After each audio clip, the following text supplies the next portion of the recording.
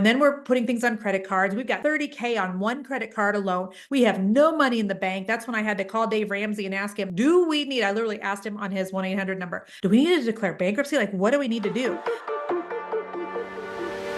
Well, hey there, friends. Welcome back to the podcast. If you're watching on YouTube, I need to raise that like. Sorry, you could just see that for a minute. Hi there. How is everyone?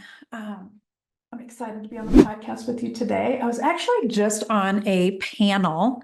Okay, so let me give you the lowdown on life. All right. So this last week I went to Florida and I spoke for the first time since 2019 in public. My friend Mindy, who owns Something New, it's a huge bridal store in Colorado. She has a Something New podcast. She has an Airbnb down in our area of Florida called Something New. Just lovely people. I met her and her husband in a mastermind years ago. We were in the buffet line. But anyhow, she had asked me to come down and speak. And in the year 2020, I had drawn a line in the sand and said, you know what, I'm no longer doing public speaking, like in terms of being on a stage with a clicker and a slideshow. I hate it. I don't want to do it. I'll only public speak if it's something online or if it's like a panel or it's, we're sitting on two chairs and we're just having a conversation in front of a crowd. Like I'll do that all day, every day. And I remember when I did that with Christy Wright at a Dave Ramsey back when they had like the female business events and things. And that was so much fun. I love panels. I love like conversation. I just don't want to be on stage with a clicker. So when Mindy invited me to come down to 30A and talk, I was like, will you sit up in front with me? And she's like, I sure will. My conversation style. She's like, sure is. I'm like, consider me there. So went down to Florida last week, did that. That was so great. Got back yesterday. We've got an offer in on a new property in Florida this morning. So weird. What kind of a world do we live in that I can be on an airplane coming back from one property we own in Florida and I'm signing, docs on the airplane for another property in Florida? It's such a crazy time to be alive, because I can remember having to do real estate deals where, you need somebody at your house or you're going to the office and there's 2 hours worth of things to sign. It's not like that anymore. It's amazing. So anyhow, this morning I was on a panel for Stephen and Chelsea Diaz. They own Rainmakers, and which is they teach people basically how to become sellers on Amazon, how to make money on Amazon. Smart, precious people. They're younger with young kiddos, and they are just killing it in the business space. And so they had me on a panel this morning with like Catherine Gordon and a lady named Sky Aries, I think her name is. I'm gonna have to reach out and meet her ASAP because she's in real estate and I want to talk to her. Pedro Adea was on there, and one of the questions was talking about like wealth and talking about our kids and entitlement. And I thought this is such a great topic that I wanted to come on and do a podcast episode about this, because as most of you probably know, we have 4 children, 22, 20, 16, and 10. So we are looking for a wife for the 22-year-old. Not really, but yes. Okay. Mama's going to pick out his girl. No, I'm kidding. But so, Noah and Easton are out of the house. Noah's full-time working in Arizona. Easton is doing his last year of college, is engaged. We've got Ava, who, by the way, has decided to graduate from high school a year early. So haven't actually even announced that on social media yet. So we should have a junior. She just decided in the last couple of weeks to take a few extra classes for the rest of the year. And so she is going to be graduating this year, which is bananas to me. And then we have our 5th grader, Ari. So when you're talking about entitlement, essentially the question was asked to us as a panel: if you have a very successful business, if you do well financially, and even for those of you who are listening to my podcast, you maybe don't have to have a business doing great, but maybe you have money in some way. Like, how do you make sure that your kids are not growing up entitled? And I was laughing because it makes me remember, Jason showed this to me once. Is it Michael Jordan that did this little video clip where somebody interviews him and he's like, I tell my kids all the time, you're not rich, I'm rich. It made me think of that. You're not rich, I'm rich. I think it was Michael Jordan that said that.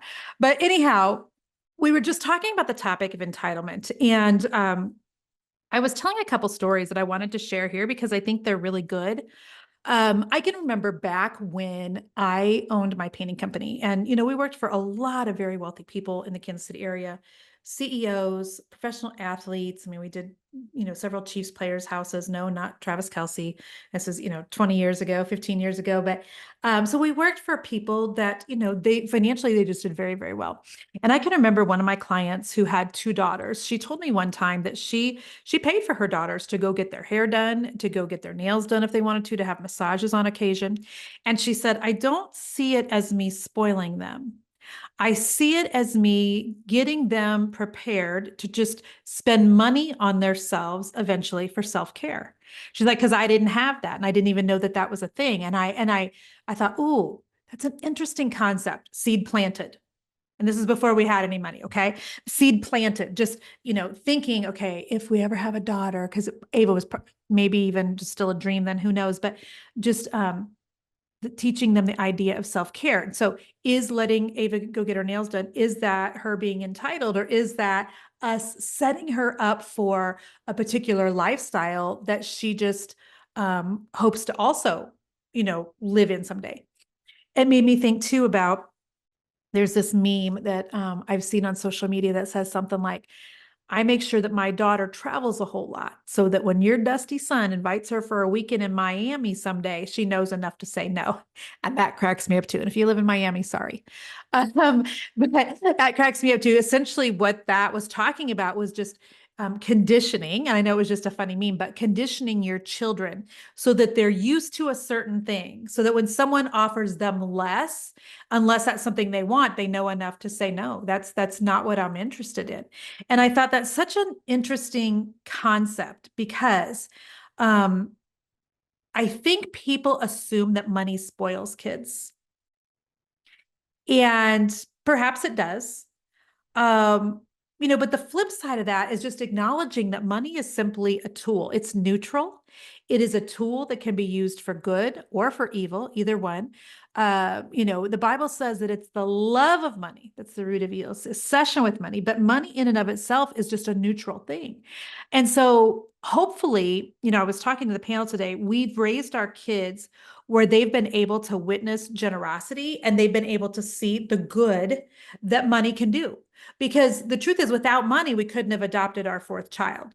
Without money, we wouldn't have, the second home that we have, the third home that we have, the fourth home that we're getting ready to buy for Airbnb, where we're able to, I went back and I'm sharing this with you, not to boast, but just to help you to see things from a different perspective. My friend Rachel, when I was in Florida with her this week, Jason stayed here with the girls and she went down with me. And I was telling her that like last year we let 9 families stay at our property just in Florida alone. I didn't even look up the ones in Arizona. And, hopefully like that sabbatical, that stay at our condo that has been prayed over, prayed through, the Holy Spirit resides there. You can literally feel it in Bougie on the Beach. Was just a blessing for all 9 of those people. And it's only because of money that we were able to do that. When I think about like what my kids have witnessed, what our children have seen, because they can remember when we didn't have money, by the way. There was a time back in 2008, 2009, when both Jason and I's incomes were very dependent upon the housing markets. So my painting company, the Magic Brush, was dependent upon, the new build market doing really well. Well, when the real estate market crashed, a lot of my builders were going bankrupt. They were getting divorced because of the stress of that. They were going under. My husband had just went into real estate right before the market crashed. And so, both of us, we were very dependent upon the housing market doing well. Housing market was in the gutter. And so we ended up going through our savings, through our bills. He wasn't selling houses because nobody was buying houses, and then we're putting things on credit cards. We've got 30K on one credit card alone. We have no money in the bank. That's when I had to call Dave Ramsey and ask him, I literally asked him on his 1-800 number, do we need to declare bankruptcy? Like, what do we need to do? Now, our boys probably don't remember that, but they do remember us not having what we do today by a long shot. But what I hope that they've also seen along the way is us giving to different organizations. And we've shared that with our kids, us giving to their school. We've shared that with our kids, not to boast, but so that they see like the good that money can do on this side of heaven. Because people want to say that it doesn't matter. And that is not accurate. Say that to the single mom who can't make her rent this month. Money absolutely freaking matters. It absolutely does, which is one of the reasons why the Bible talks about money more than any other topic. Did you know that? It talks about money more than it does salvation, it talks about money more than it does heaven, it talks about money more than it does marriage. And I think one of the reasons is God knew that money would be a big deal to us and also a hard thing for people to discuss. And so just kind of sharing with you guys a couple of things about, our children. We've tried to involve them in a lot of the conversations surrounding mom's business, dad's business, now with Fairway Finest. So they really kind of have a peek behind the curtain so that they understand, like when mom's, launching, when she's got a course that she's opening up, what's her goal? Mom, how you doing on the goal? They're checking in with me. They're also seeing mom fall short sometimes. And then they're also getting to witness by proxy, how does mom deal with disappointment? How does mom deal with discouragement? How does mom deal with, the financial pressure that we inevitably have from having a business that brings in, millions of dollars of revenue every year and a team and all the things, right? And so we've tried to really involve our kids in those conversations. I was telling the people on the panel for Stephen, like, I think I was raised in a generation, and if you were too, like if you're watching on YouTube, let me know in the comments below, but where money was not discussed. I had no idea what my parents made financially with their jobs. I had no idea how much bills cost or if they gave at all, which I don't think that they did, but I had no idea. And so we've involved our kids. They know what my company makes per year. They know what the salary is that I take from that. I can remember back when checks were a thing, us having Noah Allwood write out a check for our mortgage one time, just so he could get used to writing out a check that had a couple zeros on it. And so I think it's important, to share some of those things with your kids. And I know people are worried about entitlement, but the other side of that is just exposing your children to a world where your financial success or your wherever you're at financially is just kind of their baseline. I mean, my hope is that our kids are like, okay, this is what we grew up with. This is what we saw mom and dad have. This is just what's going to be normal. And they want that or more. And does that make sense? Like, because have you ever heard that saying that like, your ceiling is your kid's floor? I want them to see our life and to see our generosity, to also have witnessed when we've gone through hard times as a family, but to also know how we have used our dollars and used our finance. Even at times, our kids would come to us and I'm trying to think of how I can give some examples without the people. Obviously, I wouldn't share their names, but I can remember when Noah was a junior or a senior and he had a friend who could not afford a tux or a suit to wear to homecoming. And he came to us, and our kids have always known, make your ask matter, okay? Because if you ask for 20 things, you're not going to get them all. So make sure your asks are things that are important to you. But he asked us, could you guys cover my friend's, tux or suit or whatever it was? Absolutely. We've covered plane tickets. We've covered, letting people stay at our house on Christmas Eve because they didn't have a house to go home to, with our kids' friends. And so I hope that our children have seen our finances not just be a blessing to us, but they've seen how we've been able to use that then to bless others. And what's interesting is when your children witness that, I've watched, our kids be generous with their own finances, because in my head, I would think to myself, it's really easy for your kids to be generous when they're being generous with mom and dad's money, right? But we have a family group chat, and I know a while back, Noah Allwood texted us how he, there was a homeless person in his community that he, talked to the guy for a little bit, gave him some money for food, told the guy he was praying for him, etc. And I thought, that's hopefully because they've seen that and they've witnessed that. I know Ava Allwood right now, she'd give you all the dollars in her purse if you needed it. She has such a heart of generosity.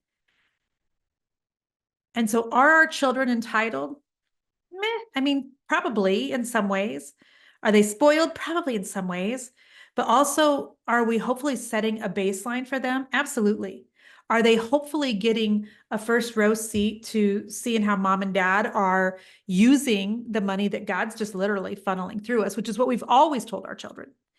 And, we've also told our kids, the Bible says that to whom much is given, much will be required. So more will be required of us because more has been given to us. And I think that that's important to recognize. Our kids know we never could have adopted Ari if we did not have the finances. If we had adopted Ari, or even if she just lived with us and we didn't go through the official process, because if you think that adoption is just a court fee, wrong. Ari came to us with a Walmart sack of belongings and a mouthful of dental work that needed done, and a lot of therapy that needed done, and then that meant family therapy and therapy for other of the kids that really were misplaced by her adoption. And so in order to do what the Bible says that we are to care for the widows and orphans, that takes finances in the bank. It just does. And so don't be so worried about making money thinking you're just going to spoil your kids, because also I think what you can do is just set a really good example of when you get the money, what you do with it, and they get to watch, because so much more is caught than taught with our children. And so if they can watch and see, and I think it's important that they also see you wrestle through some financial decisions. I think it's important that they know. We had something come up a while back where there was a launch that didn't go like mom wanted it to. There was some big bills. When you create a software, when you white label a software and you launch a software, that's a price tag, right? So we were just on the backside of launching our Equipped software, which is an all-in-one marketing software for women. And that cost a really pretty penny. And so, when you're putting out that kind of revenue, if you've ever made a software, developed software before, I mean, that took almost a year to develop. It was a lot of dollars, a lot of zeros. And so, on the back side of that, mom was feeling the pinch in some ways.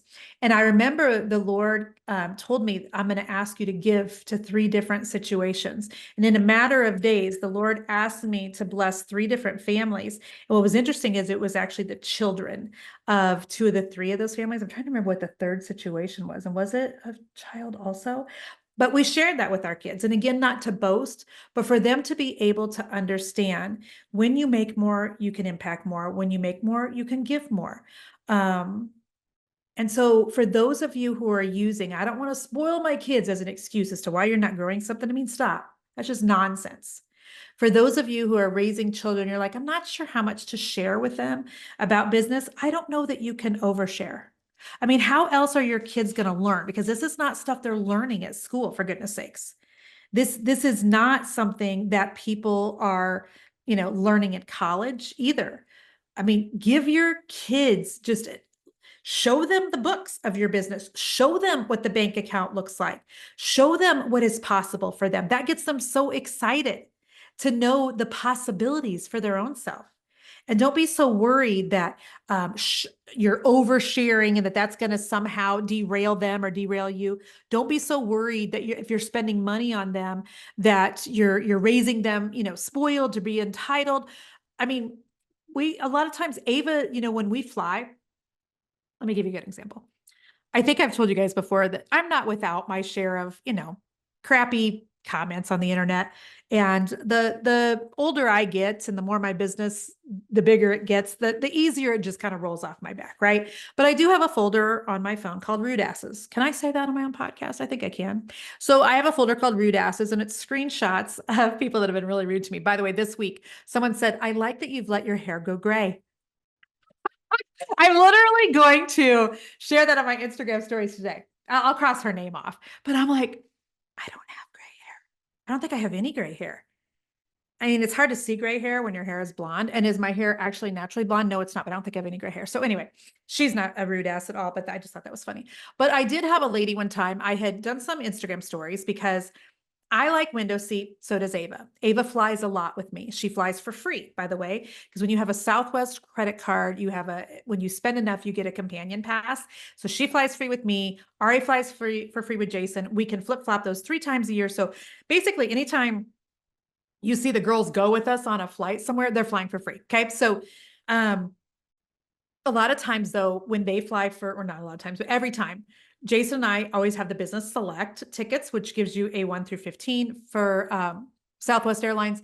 And then your kids, since they're flying for free, they usually get like low Bs, or I mean, high B numbers or early C numbers for boarding. And so you can get to the airport and for $40, you can upgrade them. So they can also be A1 through 15 if there's any open. So I had upgraded Ava, and she likes window seats and mom likes window seats. I'm not offended that my daughter doesn't want to sit in the middle seat or the aisle next to me. I'm also not going to give up my window seat. And you can call me selfish, but I like the window. It helps really for me to fly in a way where I'm not so stressed out when I can see the ground and see what's below me. So I took a window seat. Ava likes to go to the middle of the plane. I like to sit more up at the front. She went somewhere else. So I did an Instagram story about how weird is it that I'm at the window seat here and Ava's 10 rows behind me at the window seat.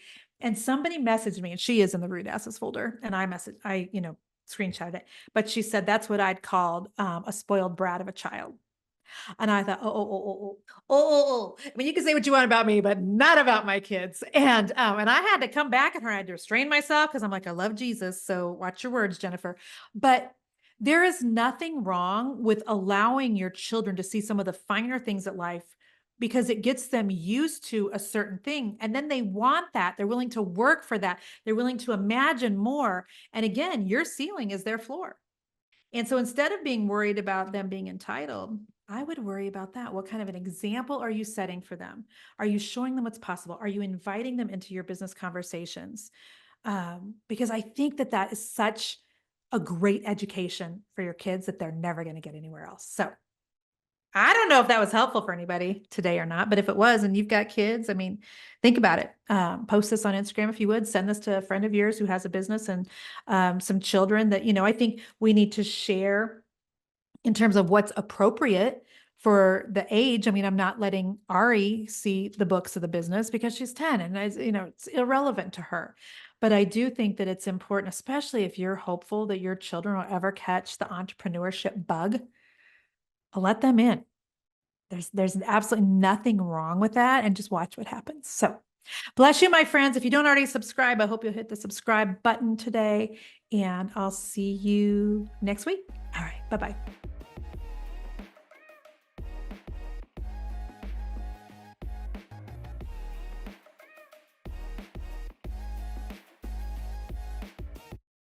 I don't think I ever had you write out a check for our mortgage. Did I talk about this on this podcast, or did I dream it? We had Noah make out checks for our mortgage before.